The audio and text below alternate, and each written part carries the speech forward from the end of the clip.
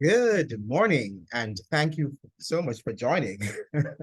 Welcome to my fellow ruminators, and I'm very happy to be with you one more time. And today we are going to be talking about what is hate speech, right? We're hearing a lot in the media today about hate speech. What is hate speech? So let's begin. Let's now get right into our discussion.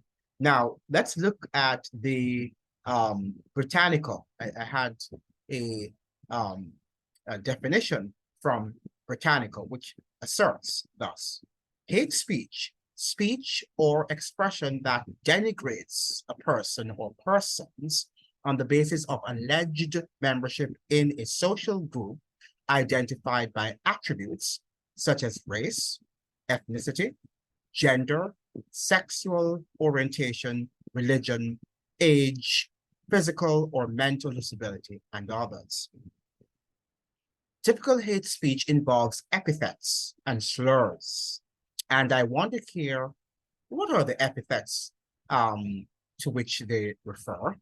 Statements that promote malicious stereotypes, and speech intended to incite hatred or violence against a group. Hate speech can also include nonverbal depictions and symbols.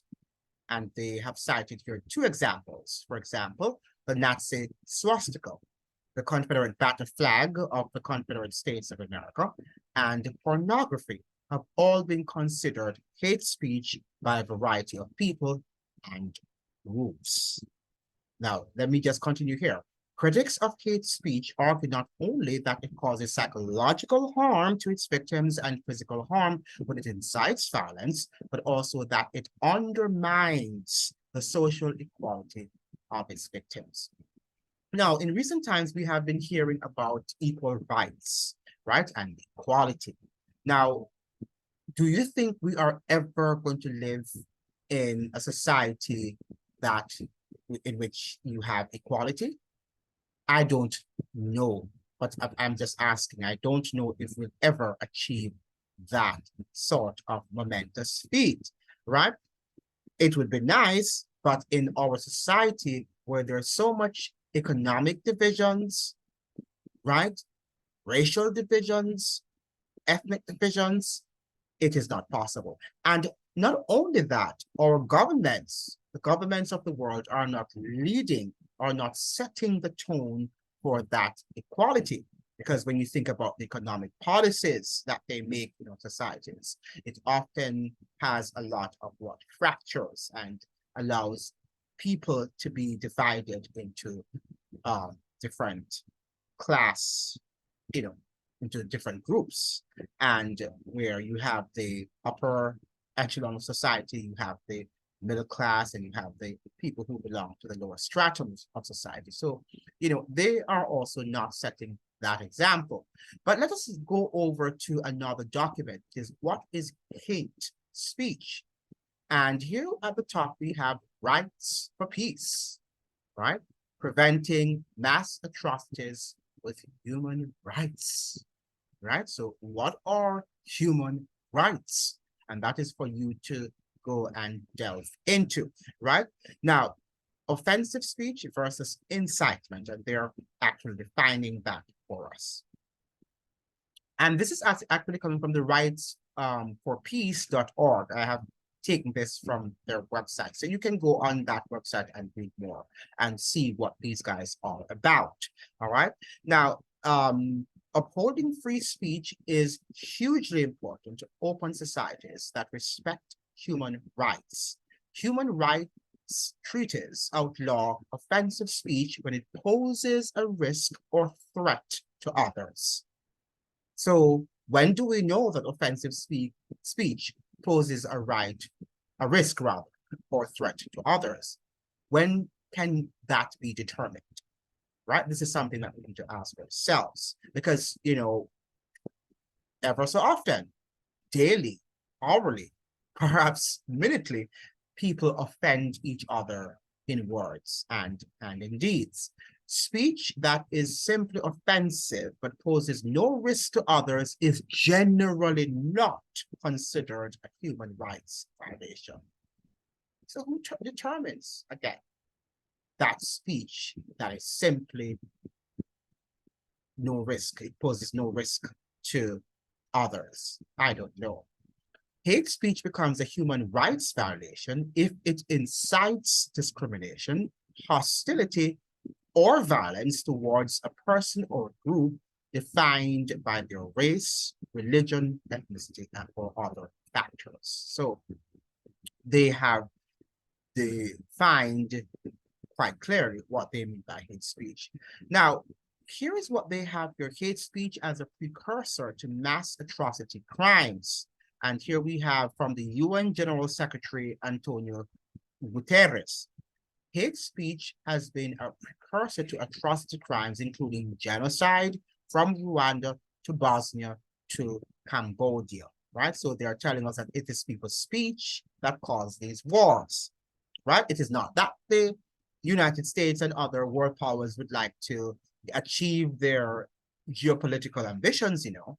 It has to do with hate speech, not hate speech coming from the government per se, but perhaps hate speech coming from citizens, right? The finger is always pointed on us, right? And we have to remember that, right?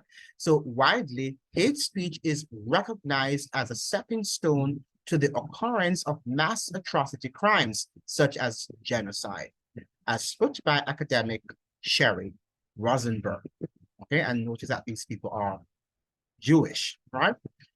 Genocide is a process, not an event. It did not start with the gas chambers. It started with hate speech, right? So to some extent, there is some element of truth in this statement, right?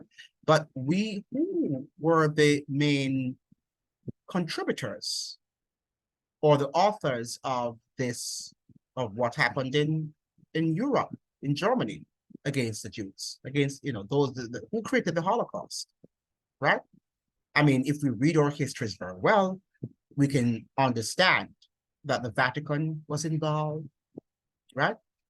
Some very prestigious firms or business enterprises on Wall Street in the United States were involved, right? People in high political authority in the United States government were also involved, right? And it was not necessarily the ordinary German citizen that were responsible or was responsible, right, for that atrocity that happened during the Holocaust. All right, so we must understand that very, very powerful people and forces were involved in that catastrophic event.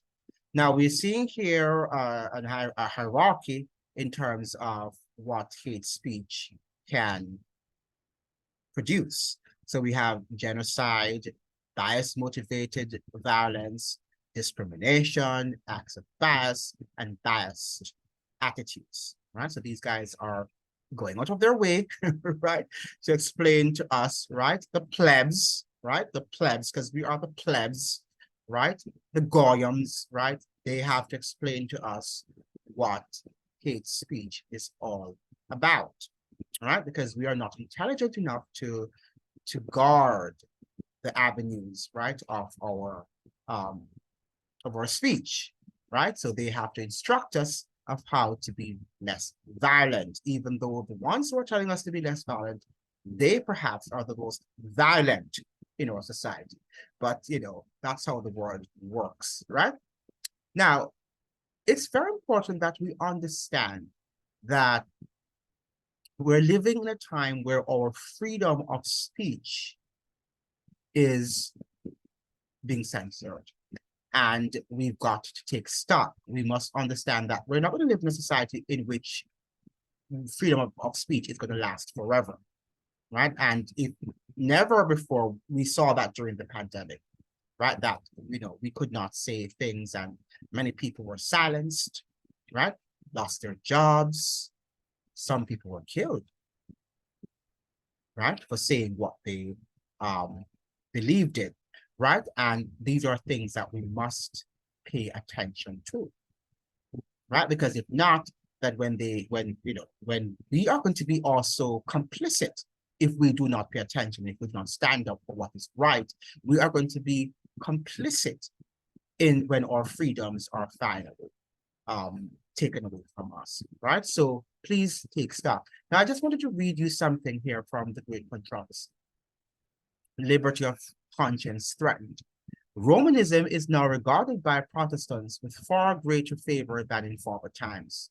In those countries where Catholicism is not in the ascendancy and the papists are taking a conciliatory course in order to gain influence, there is an increasing indifference concerning the doctrines that separate the Reformed churches from the papal hierarchy. The opinion is gaining ground that, after all, we do not differ so widely upon the vital points as has been supposed, and that a little concession on our part will bring us into a better understanding with Rome.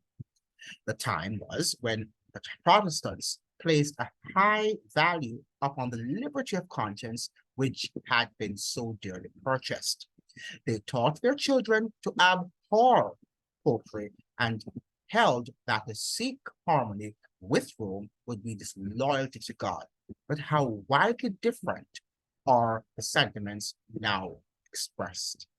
So once in America, during the 19th century, when this book was written, and perhaps before, children were taught to abhor popery because they understand that popery and liberty do not cohere, right? And we need to understand that too, because popery has not changed. The defenders of the papacy declare that the church has been maligned, and the Protestant world are inclined to accept the statement. Many urge that it is unjust to judge the church of today by the abominations and absurdities that marked her reign during the centuries of ignorance and darkness. They excuse her horrible cruelty as a result of the barbarism of the times and plead that the influence of modern civilization has changed her sentiments. Right? But has it? I don't think so. Now, look at what, she's quoting now from some other sources, right, who have been expressing their concern, or who were at the time expressing their concern about the rise of popery in the United States of America. A well-known writer speaks thus of the attitude of the papal hierarchy as regards freedom of conscience and of the perils which especially threaten the United States from the success of her policy. And I quote, "There are many who are disposed to attribute any fear of Roman Catholicism in the United States to bigotry or childishness. Such see nothing in the character and attitude of Romanism that is hostile to our free institutions, or find nothing portentous in its growth. Let us then first compare some of the fundamental principles of our government with those of the Roman Catholic Church. The Constitution of the United States guarantees liberty of conscience.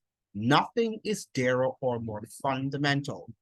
Pope Pius IX, in his encyclical letter of August 15, 1854, said, "The absurd and erroneous doctrines or ravings in defense of liberty of conscience are a most pestilential, right, error, a pest of all others, most to be dreaded in a state." So the Pope is telling us that it is not what he desires. Freedom of conscience is not what the Vatican desires. It is pestilential.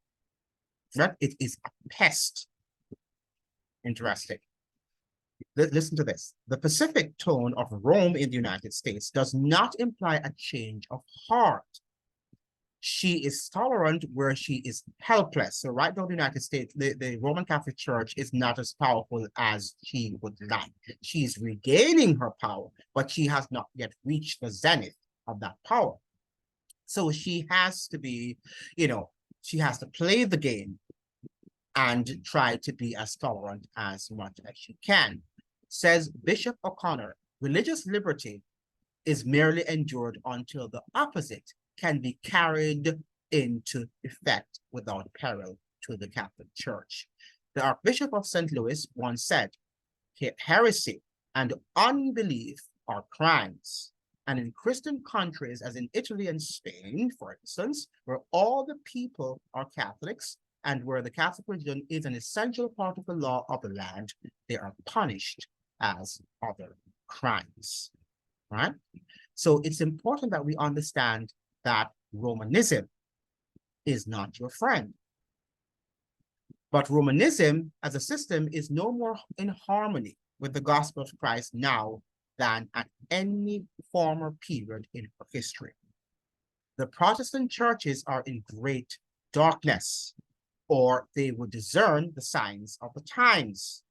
The Roman Catholic Church is far-reaching in her plans and modes of operation. She's employing every device to extend her influence and increase her power in preparation for a fierce and determined conflict to regain control of the world, to reestablish persecution, and to undo all that Protestantism has done. Catholicism is gaining ground upon every side, right? See the increasing number of her churches and the chapels in Protestant countries. Look at the popularity of her colleges and seminaries in America. And now we can say her hospitals, right? The healthcare industry, particularly in the United States, is controlled by the Roman Catholic Papacy, right? And you've got to understand that. Now, look at the popularity of her colleges and seminaries in America, so widely patronized by Protestants. Look at the growth of ritualism in England and the frequent defections to the ranks of the Catholics. These things should awaken the anxiety of all who prize the pure principles of the gospel, right? And the gospel is about what? Liberty of conscience, right? And freedom of speech, freedom of expression. We have to understand that all of these go hand in hand. They're hand in glove, right? So we have Protestants have tampered with and patronized popery. They have made compromises and concessions, which papists themselves are surprised to see and fail to understand. So not even the Vatican understands why countries of the free world, Western societies particularly, are embracing her philanthropic efforts, her religiosity, right? They themselves cannot grasp where we're receiving them, embracing them with open arms, right? It's time for us to get our acts together and to revisit the pages of history and to see how the church, this Roman Catholic Church, operated during the period of the Dark Ages in Europe. We've got to understand that. And if we read even Latin American history, we see how the church operates, even in the present world, in those countries, where she runs the show, right? Men are closing their eyes to the real character of Romanism and the dangers to be apprehended from her supremacy. The people need to be aroused to resist the advances of this most dangerous foe to civil and religious liberty. This is, and I agree with her, the most dangerous foe to civil and religious liberty, the Vatican, the Roman Catholic Papacy. And we're not talking about Roman Catholic people, the worshippers, right? We're talking about the system, right? As is established in the Vatican, right? And this is not only Ellen White that he speaks about it, or the Adventist Church, right? If you read books, right, even secular books, you will see how this church operates, right? And it's more political. It's more political organization than a religious organization, but it operates in the guise. It wears the Christian garb to shield her corrupt qualities. And you've got to understand that. You've got to look, right, at the deception and to recognize her for whom she is. Right? It's time for you to wake up.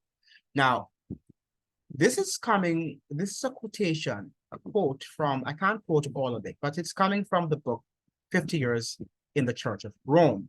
And it was written by Charles Chiniquy, right, who was a Jesuit priest, right? He was a former Jesuit priest. I'm not sure if he was converted, if he came out of the Roman Catholic Church, but he and Abraham Lincoln were close friends, and he instructed Abraham Lincoln on a wide number of issues, particularly before the Civil War, just before the Civil War, and during the Civil War, right? And that is the U.S. Civil War that took place between 1861 to 1865. Now, this is what Lincoln, and Abraham Lincoln is one of the most prominent presidents of the United States, all right? He is widely respected. This is a man of great intellectual endowment.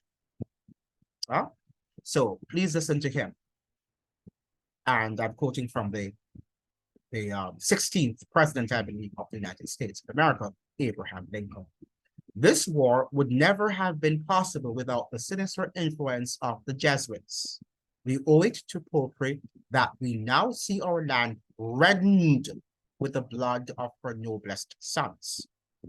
Though there were great differences of opinion between the South and the North on the question of slavery, neither Jeff Davis, and he was the president of the Confederacy, nor anyone of the leading men of the Confederacy would have dared to attack the North had they not relied on the promises of the Jesuits, that under the mask of democracy, so they like to talk about democracy. When do you hear, oh, we are fighting for democracy, right? We want to ensure that democracy never dies. Be careful when you hear them saying democracy, democracy, just as they say peace and peace and peace and safety. Be very careful of these when they use these words, right? Because it's entirely the opposite, right, of what they desire. The money and the arms of the Roman Catholic Church, even the arms of France, were at their disposal if they would attack us. I pity the priests, the bishops, and the monks of Rome in the United States when the people realize that they are in great part responsible for the tears and the blood shed in this war. I conceal what I know on that subject from the knowledge of the nation, for if the people knew the whole truth, this war would turn into a religious war, and it would at once take a tenfold more savage and bloody character. It would become merciless, as all religious wars are. It would become a war of extermination on both sides. The Protestants of both the North and the South would surely unite to exterminate the priests and the Jesuits if they would hear what Professor Morris has said to me of the plots made in the very city of Rome to destroy this republic, which is the United States of America. A plan was hatched in Rome to destroy the country. And if they could learn how the priests, the nuns, and the monks, which daily land on our shores, under the pretext of preaching their religion, instructing the people in their schools, taking care of the sick in the hospitals are nothing else but the emissaries of the Pope, of Napoleon and the other despots of Europe to undermine our institutions, alienate the hearts of our people from our constitution and our laws, destroy our schools, and prepare a reign of anarchy, as what took place in France. Right? And remember now that the Civil War happened in 1861 and the French Revolution took place in 1776. And if you read the history of the French Revolution, the Jesuits were also involved. A reign of anarchy here, as they have done in Ireland, in Mexico, in Spain, and wherever there are any people who want to be free. Right? So this is a president of the United States of America speaking. And this was in the 19th century. Another 19th century American citizen speaking so eloquently, right, about the Roman Catholic Papacy. Now, as far as we know, Abraham Lincoln was not any religious person. He understood that there was a God. And he understood, if you read the history, that God was pouring out his judgment, his vials, the bowels of his judgment upon America for what they did during slavery. He understood that. Right? But he understood that behind God's judgment, right, that the enemy also was working with the Jesuits and the Roman Catholic Papacy to destroy America. Thankfully, God, who sets up that nation,